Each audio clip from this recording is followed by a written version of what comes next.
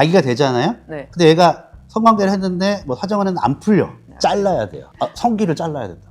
아니, 그 갑자기요? 아니. 그래서 이건 실제로 저도 들은 경험이 있어요. 한잔하고 논문 읽는 약사, 한잔 약사 김성건입니다. 저는 헬스 약사 김혜민이고요. 제가 또 외국에 갔다 왔어요. 이번에는 제가 베트남에 그 해부학 실습 가느라고 베트남에 갔었는데, 그래서 가서 또 약국 안 갈 수가 없잖아요. 아, 가야죠. 약국을 가봤는데 깜짝 놀랐어요. 네. 처방이 있어야만 구매할 수 있는 것들이 거의 다 일반 약이더라고요. 비아그라. 네? 발기우전약. 이 비아그라가 그냥 사실 수 있네요. 처방이 없이. 그래서 전문의약품과 과연 일반의약품은 어떤 차이가 있는지부터 제가 설명을 드리면, 전문의약품하고 일반의약품은 나누는 기준이 절대적이지 않습니다. 상대적이란 얘기고요. 그 나라마다 다 달라요. 왜냐하면 나라마다 뭐 의사가 있고 약사가 있고 할 수 있는 범위들이 그 나라마다 다 다르게 정해져 있기 때문에, 뭐 예를 들어서 미국 같은 경우는 병원에 대한 접근성이 굉장히 떨어지죠. 네, 굉장히 막 차 타고 뭐 몇 시간 가야 되는 경우도 있고. 근데 우리나라 같은 경우는 당일 진료가 가능하단 말이에요. 당일 진료가 가능한 나라는 없어요. 저도 핀란드에 3년 반 살았지만 그날 병원에 가서 진료를 받는 경우가 없어요. 그 국가에서 운영하고 있는 그런 보건 시스템을 이용을 하려면, 보건 의료 시스템을 이용을 하려면 6개월 정도 걸립니다. 제가 그때 가자마자 한 달 만에 이가 아파가지고 그 얘기를 했더니 6개월 후에 오래요.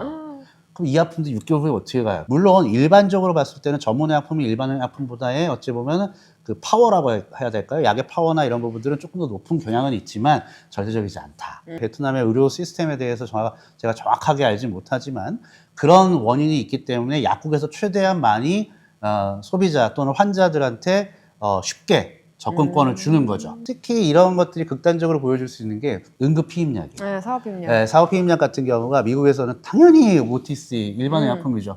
그냥 언제 그 산부인과에 가서 가겠어요? 우리나라에서는 이거 급하면은 전화 처방도 가능하고 이런 부분들이 있기 때문에 딱 세 가지 제가 필요한 것만 사왔는데, 일단 그 베트남에서는 비판텐이 굉장히 싸요. 지금 비판텐 얼마에 팔죠? 14,000원. 14,000원. 네, 13,000원. 파는데 거기는 4,000원이에요.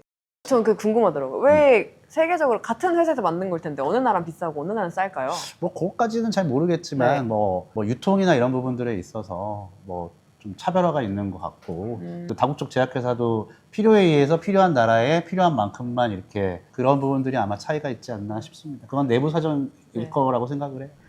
일단 저는 그때 베트남 갔을 때 눈에 알러지가 났는데 눈에 넣을 점화액이 필요해서 딱 보니까 저희는 처방이 있어야 살 수 있는 이 토브라마이신과 덱사메타손의 복합제 제품. 스테로이드랑 항생제랑 둘 다 처방이 필요한 약인데 그래서 복합제 하나 샀어요. 그렇죠, 그렇죠. 네. 항생제 같은 경우는 우리나라에서 처방약으로 분류하고 있는 이유가 내성 때문이죠. 내성 때문에 있고, 이 스테로이드 같은 경우도 그 부작용이 좀 심할 수 있다. 물론 이렇게 눈에 넣는 거는 먹는 것보다는 훨씬 더 부작용이 덜 할 수 있어요. 국소제제이기 때문에 바르거나 이럴 때 있어서는 이 전신으로 흡수가 좀 덜 되기 때문에 그런 부작용이 좀 덜 할 수는 있지만, 그렇지만 얘 같은 경우도 뭐 임산부 같은 경우는 굉장히 네. 주의를 해야 되고, 이 성분 자체가 위험하다기보다는 그런 부작용의 위험이 있기 때문에 우리나라에서는 처방전이 있어야지 구입할 수 있는 약입니다. 그리고 제가 흥미롭게 가져왔던 건 이 비아그라. 이게 OTC더라고요. 귀한. 네, 비아그라뿐만이 아니라 많았어요. 시알리스랑 여러 가지 제품이 있었는데 이게 남자 발기부전 치료제이지만 사실은 오프라별로 많이 처방이 되기도 하고 여자도 성불감증에 쓰인다라고 말씀하시더라고요. 개인차가 여성분들에 있어서는 굉장히 크기 때문에 여성은 아직 그 허가가 안 난 거고 그 부분이 굉장히 편차가 크대요. 비아그라 같은 경우는 실데나필이라고 하는 성분인데 이 혈관 확장을 시키긴 하는데 그 혈관 확장 효과가 이 남성 같은 경우 이제 성기 쪽으로 많이 쏠려 있기 때문에 혈액이 그쪽으로 남성의 성기가 발기되는 과정이 물이 채워지는 거죠. 혈액이 채워지는 거기 때문에 그쪽으로 많이 쏠리는 부분이 있어가지고 발기를 유지하게끔 하고 그 강직도도 높여주는 역할을 합니다. 이게 네. 솔직히 비아그라 같은 경우도 이제 혈관을 확장은 되지만 이걸 먹는다고 해서 바로 발기가 된다라기보다는 네. 시각적 자극이 이제 들어오거나 뭐 어떤 자극이 들어왔을 때 그쪽으로 혈액이 쏠리면서 발기가 되고 발기가 잘 유지도 되고 강직도도 오래 간다. 이런 부분들이 있는 거죠. 작가님께서 질문을 하셨는데 여자는 없는 게 설 리도 없고 어떤 효과가 있나요? 그래서 여성의 클리토리스, 음액 쪽이랑 남성의 남자의- 귀두 쪽이랑 네, 귀두 비슷한 쪽. 거죠. 네. 그러니까. 그래서 그쪽으로 혈류량이 몰리면서 민감해지는 거예요. 네, 그때 당시에 예를 들어 민감도가 높아지는 터치를 거죠. 네. 해주면 훨씬 더 예전보다 잘 느끼게 된다는 거죠. 맞아요. 여성이. 그러니까 이거는 뭐 개인차가 있어요. 남성분들 중에서도 이걸 먹었을 때 10분, 20분 만에 효과를 보시는 분들도 있고 20분, 30분 넘어가야 되는 분들도 있고 이거는 간에서 대사가 된다든가 이런 디스트리뷰션 어떤 분배가 된다든가 이런 부분들이 개인차가 있기 때문에 너무 커요. 그럼 궁금한 게 비아그라 딱 먹었을 때 발기가 어느 정도 지속 풀리지 않으면 뭐 병원에 가도 이런 것 좀 말씀해 주실 수 있나요? 잘라야 돼요. 뭘 24시간 뭘 잘라 갑자기? 성기를 잘라야 된다. 아니 그 갑자기요? 아니 그래서 그러니까 이게 증상 먼저 24시간 말씀해 이게 어떻게 되냐면 보통은 네. 이게 발기가 되더라도 사정을 하면 발기가 약간 수그러집니다. 근데 다시 발기가 되기가 쉬워요. 보통 24시간 정도 효과가 있고 그러면 그 하루 와중에 종일 효과가 있는 거예요? 그렇죠. 근데 중요한 거는 이건 실제로 저도 들은 경험이 있어요. 예전 발기가 되잖아요. 네. 근데 얘가 성관계를 했는데 뭐 사정을 했는데 안 풀려. 이게 안 풀려. 예.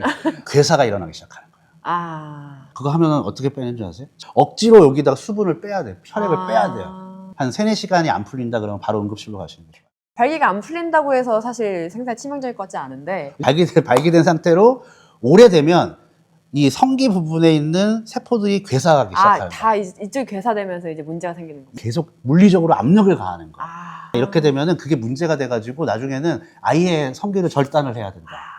이런 경우가 있다고 하더라고요. 실제로 그런 경우가 있다. 실제로 그런 있는 경우가 거죠? 있다고. 아. 이게 베트남에서는 처방전 없이 맞아요. 구매할 수 있어서 뭐 위험할 수도 있는. 나라마다 일반 의약품과 전문 의약품 기준은 달라요. 그 대신에 이거를 다르게 국가에서 설정을 했다는 거는 그런 부작용을 국가에서는 갖고 가겠다는 거죠. 우리나라에서는 그거를 갖고 가지 않겠다는 거고. 일반인 분들 같은 경우가 이런 부분들을 혹시나 뭐 악용을 하셔가지고 뭐 많이 사온다.